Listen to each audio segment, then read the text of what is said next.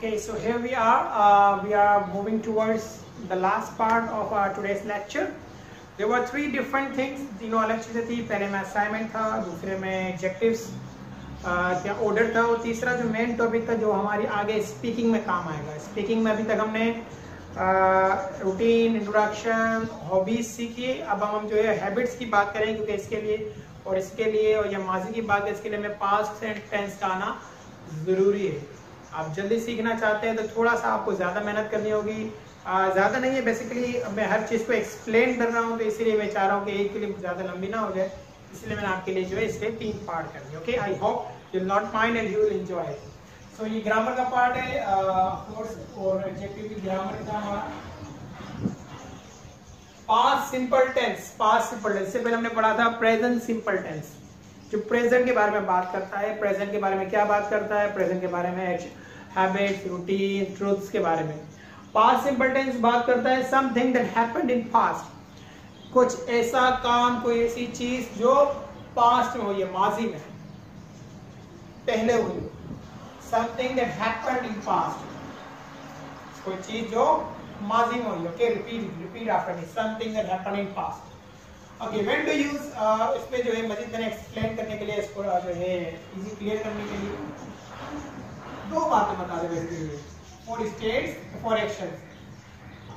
State कहते हैं हालत बताने के लिए, क्या कंडीशन है, क्या स्टेट है उसकी अभी, या कोई एक्शन की, कोई आपने कोई काम किया था. वर्क की टेक्स्ट में आता है. We will be discussing verbs later on. For example, I lived in London.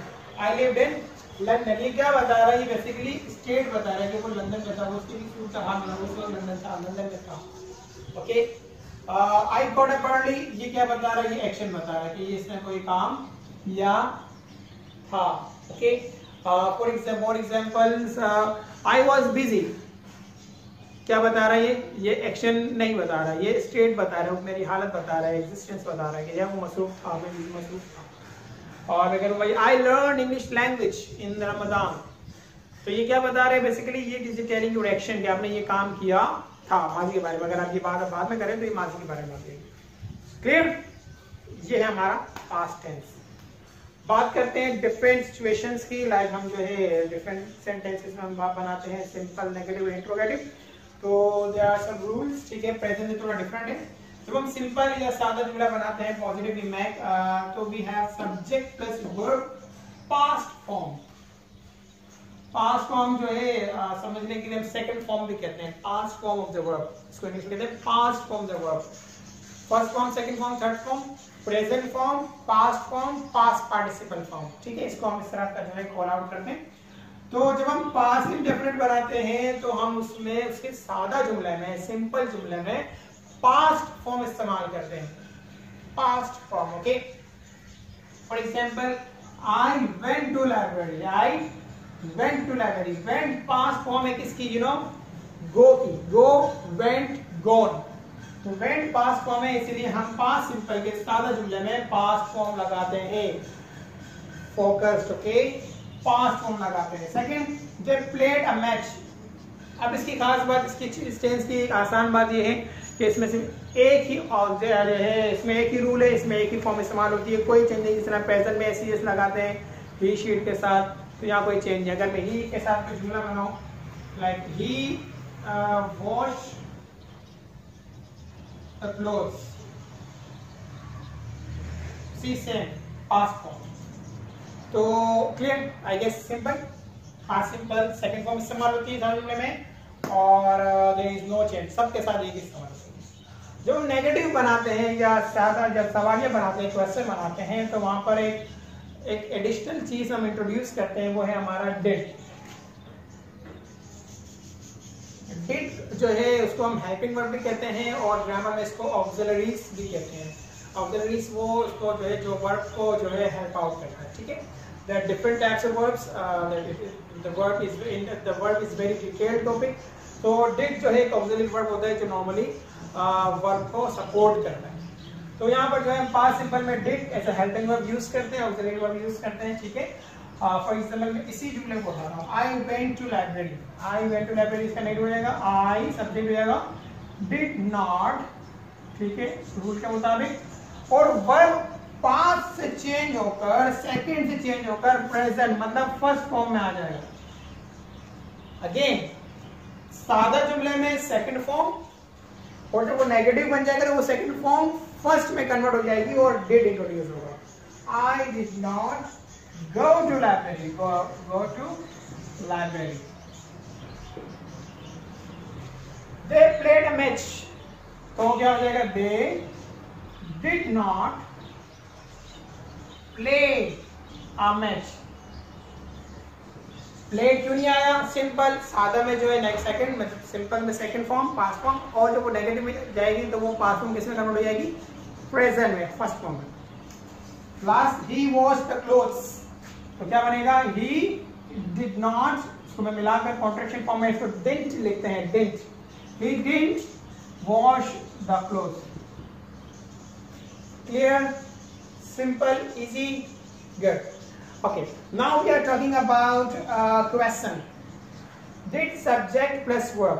If I talk about question, जितने भी क्वेश्चन हम बनाते हैं टेंसेस में तो उसका एक रूल सेम है कि जब हम सादा जुमला या नेगेटिव को बनाते हैं तो हेल्पिंग वर्ब लाइक ऑक्सिलरी जो है वो सब्जेक्ट्स के बाद होता है। जब वो क्वेश्चन बनता है तो उसको सब्जेक्ट से पहले ले आते हैं।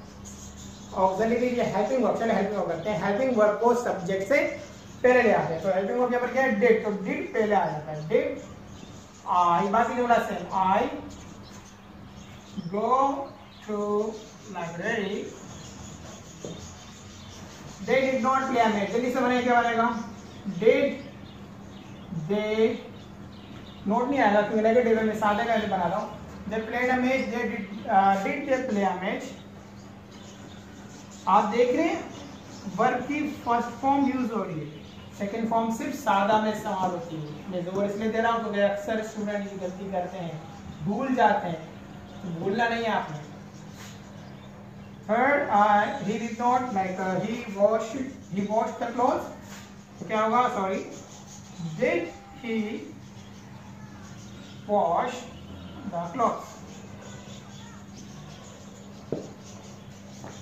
तो ये है बिल्कुल आसान सा टेंस, लेकिन समझ आए, ठीक है। रूल दो बातें, इसको मैं शॉर्ट कर रहा हूँ सिर्फ दो बातों में। नंबर वन, वर्ब की सेकंड फॉर्म सादा में और फर्स्ट फॉर्म बाकी में, ठीक है। सेकंड फॉर्म सिंपल, बाकी में first form. Second form simple, बाकी फर्स्ट फॉर्म में, बाकी में फर्स्ट फॉर्म। सेकंड ज्यादा में आती है, नेगेटिव इंटरोगेटिव में फर्स्ट फॉर्म आती है। रूल नंबर टू ये है कि आपके पास जब नेगेटिव इंटरोगेटिव बनता है तो डिड इस्तेमाल होता है, सादा में डिड नहीं होता।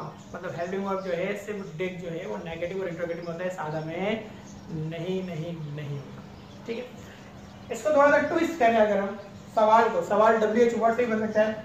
अगर मैं वर्ड से बनाना चाहूँ, आपने कल क्या खाया था?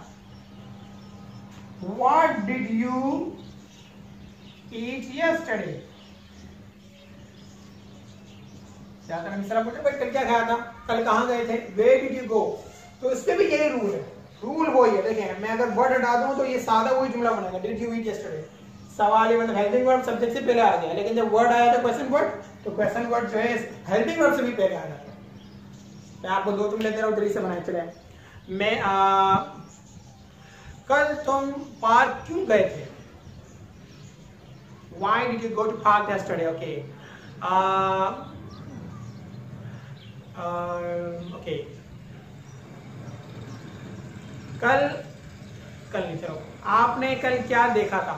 कल आ गया, आपने कल क्या देखा था? What did you watch yesterday? ठीक है, तो ये इस तरह का रूल है, सवाल में इस तरह बनता है, ठीक है। क्योंकि we will practice, इसकी जरूरत है हमें अगले लेक्चर में, तो इसलिए इसको समझ लीजिएगा आसानी से। Last but not the least, lecture complete. I guess you learned. It is very interesting.